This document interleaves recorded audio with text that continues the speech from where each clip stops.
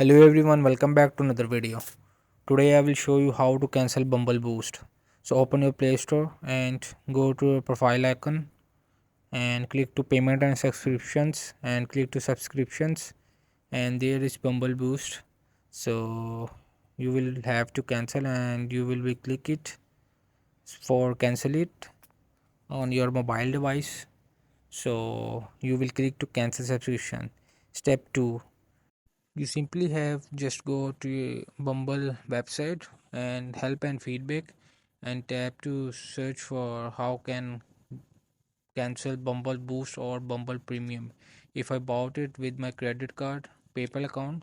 So below are the instructions for cancellation. So you will read it very carefully. It is helpful for cancel it. This is how to cancel Bumble Boost subscription. Hope this video help you. Please don't forget to like and subscribe.